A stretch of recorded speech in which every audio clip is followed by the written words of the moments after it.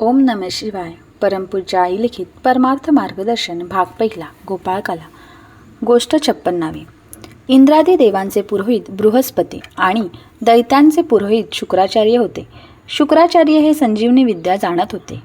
एकेकाळी देव दैत्यांमध्ये घनघोर युद्ध चालले. त्या समयी संजीवनीच्या योगे करून शुक्राचार्य मेलेल्या दैत्यांना लगेच जिवंत करीत. त्यामुळे सारखा देवांचाच पराजय होई. दैत्य इंद्रपद घेण्याच्या उद्देशाने युद्ध करतात. आपले गुरु ती विद्या जाणत नसल्याने आपल्या बाजूला यश येत नाही. याबद्दल इंद्राला वाईट वाटू लागले.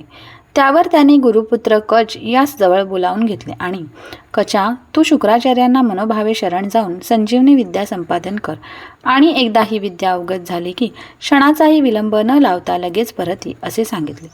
जगात विद्या शिकण्याचे 3 मार्ग आहेत. पहिला, सेवा करून गुरुची कृपा संपादने. दुसरा, आपली विद्या दुसऱ्याला देऊन त्याच्यापासून दुसरी विद्या शिकणे. तिसरा, धनाच्या योगे विद्या संपादन करणे. यापैकी पहिला मार्ग अत्यंत बिकट आहे.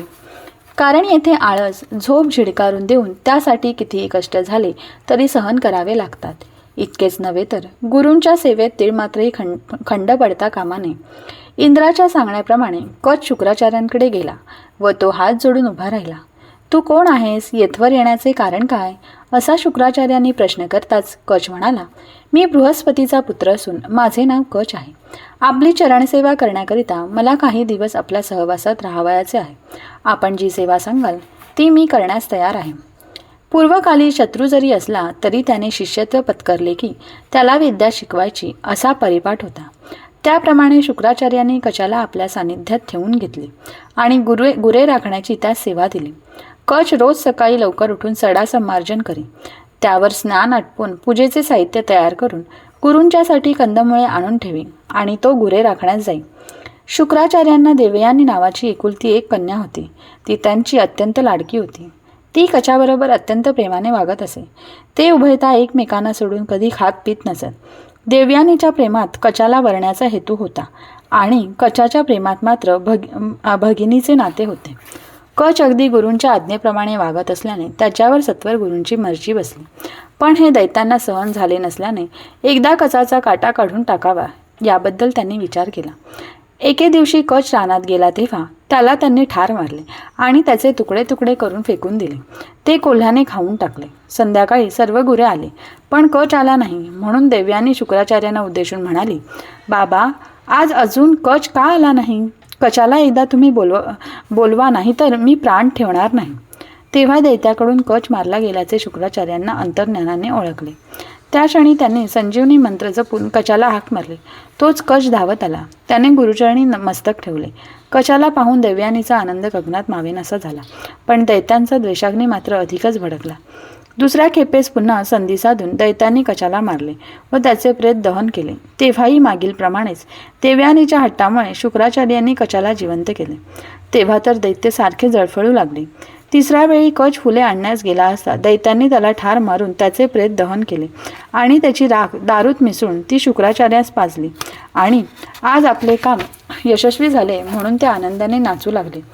संध्याकाळी गुरे आली पण कच आला नाही म्हणून देवयानी आक्रोश करून रडू लागले. तेव्हा शुक्राचार्यांनी संजीवनी मंत्रून कचाला हाक मारली. त्यासमयी, महाराज, मी तुमच्याच पोटात आहे परंतु मला बाहेर येण्यास वाट नाही, तेव्हा कसे करू? असे कच म्हणाला. कचाला पोटातून बाहेर आणावे तर आपल्याला मृत्यू येणार. दुसरे कोणी संजीवनी विद्या जाणत नसल्याने मला जिवंत होण्यास मार्ग नाही. ही विद्या जर कचाला द्यावी तर देव युद्धात विजयी होतील. कचाला बाहेर आणले नाही तर देवयानी प्राण देईल. अशा पेचात सापडून शुक्राचार्यांचे मन गोंधळून गेले. शेवटी ते आपल्या मुलीला म्हणाले, देवयानी, उगीच रडतीस कशाला? कच सध्या माझ्या पोटात आहे. त्याला बाहेर काढावे तर मला मरण येणार. करिता तूच सांग की तुला कच हवा आहे की मी हवा आहे? देवयानी म्हणाली, बाबा, मला तुम्ही आणि कच दोघेही हवेत. करिता प्रथम तुम्ही कचाला संजीवनी मंत्राचा उपदेश करा, म्हणजे तो बाहेर येऊन तुम्हाला जिवंत करील. त्याप्रमाणे शुक्राचार्यांनी कचाला संजीवनी मंत्र सांगितला. त्यावर कच बाहेर आला. तो शुक्राचार्य अचेतन पडले. नंतर कचाने संजीवनी मंत्र जपला. लगेच शुक्राचार्य उठले. कचाने गुरुमाऊली असे म्हणून एकदम त्यांना मिठी मारली आणि गुरूंची स्तुती करून तो म्हणाला, महाराज, आज मी तुमचा खरा पुत्र झालो. शुक्राचार्य म्हणाले, कचा, तुझ्या अनन्य भावामुळे तुला संजीवनी विद्या अवगत झाली. आता सुखरूपपणे घरी जाण्यास माझी तुला संपूर्ण संमती आहे. त्यानंतर स्वस्थानी जाण्याच्या तयारीने कच शुक्राचार्यांचा निरोप घेऊन देवयानीचा निरोप घेण्यास गेला. तेव्हा देवयानी म्हणाली, कचा, आजवर 3 वेळा दैत्यांनी तुला ठार मारले, तरी प्रत्येक वेळी जिवंत करण्याचा मीच हट्ट धरला. माझ्यामुळेच तुला संजीवनी विद्या लाभली. मी तुझ्यावर जीवापलीकडे प्रेम केले असताही आज मला सोडून तू घरी जाऊ पाहतोस, हे कसे? आजपर्यंत तुझ्यावर मी जे प्रेम केले त्यात तुझ्याशी लग्न करण्याचाच माझा उद्देश होता. करिता आता मी तुला घरी जाऊ देणार नाही. तेव्हा कच म्हणाला, देवयानी, तुझा व माझा एकाच उदरात जन्म झाला असून तू माझी वडील बहीण आहेस. ज्येष्ठ बहीण ही माते समान होय.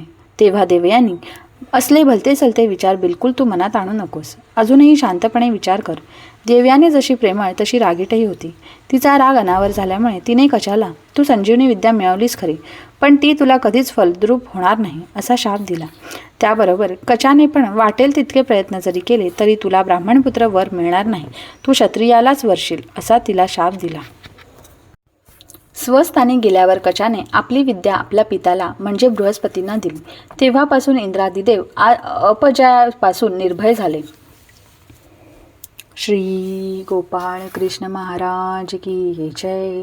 श्री सद्गुरुनाथ महाराज की जय. श्री सद्गुरुनाथ महाराज की जय. परमपूज्य गुरुदेवता श्री कलावती माता की जय. परमपूज्य गुरुदेवता श्री कलावती माता की जय.